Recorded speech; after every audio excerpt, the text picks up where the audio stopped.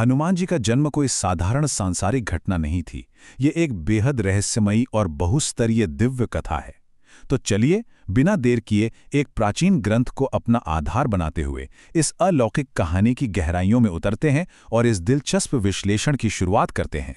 इस मूल ग्रंथ के पन्नों को देखने पर यह बात बिल्कुल साफ हो जाती है कि उनका प्राकट्य असल में कई महान ईश्वरीय शक्तियों का एक अद्भुत संगम था। इस पूरी कथा के अलग अलग पहलुओं को समझने के लिए हम इन 6 बिंदुओं पर बात करेंगे। पहला, दिव्य जन्म। दूसरा, माता अंजनी और केसरी का वंश। तीसरा, पवन देव का आशीर्वाद। चौथा, 11वें रुद्र अवतार का रहस्य।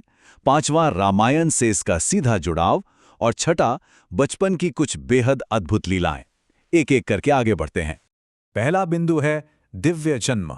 ये स्रोत बिल्कुल शुरुआत में ही स्पष्ट कर देता है कि हिंदू मान्यताओं में हनुमान जी के जन्म की कथाएं सीधे तौर पर कई गहरी ईश्वरीय घटनाओं से जुड़ी हुई हैं।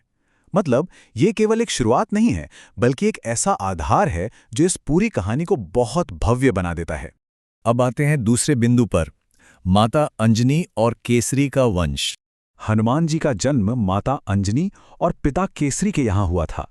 ये तथ्य जानना बहुत दिलचस्प है, क्योंकि राजा केसरी वानर जाति के सम्राट थे। इसका सीधा सा मतलब ये है कि हनुमान जी जन्म से ही एक शक्तिशाली राजवंश का हिस्सा थे। तीसरा अहम बिंदु है पवन देव का आशीर्वाद।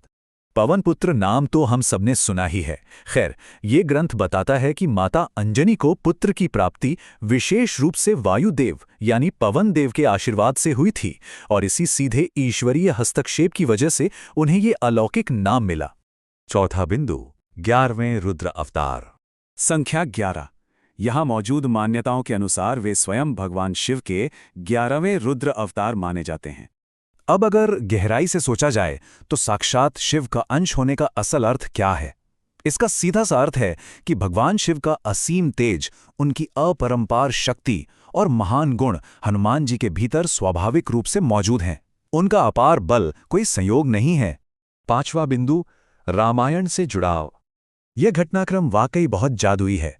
राजा दशरथ पुत्र प्राप्ति के लिए एक विशाल यज्ञ करते हैं, जिससे पवित्र प्रसाद यानी खीर प्रकट होती है।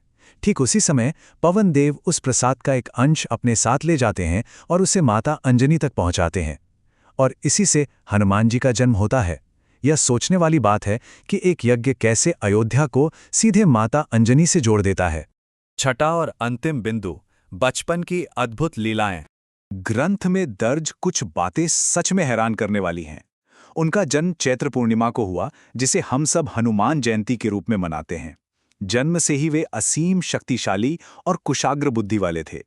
लेकिन वो प्रसिद्ध कथा तो बिल्कुल अद्भुत है, जहां आसमान में चमकते विशाल सूर्य को उन्होंने एक मीठा फल समझ लिया और उसे निगलने के लिए उड़ चले।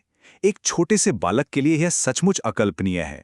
तो अंत में ये एक बहुत ही गहरे विचार के साथ हमें छोड़ जाता है।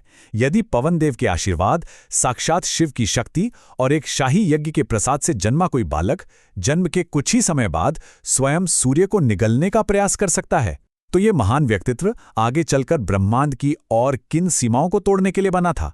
इस विश्लेषण में साथ बने रहने के लिए धन्यवाद।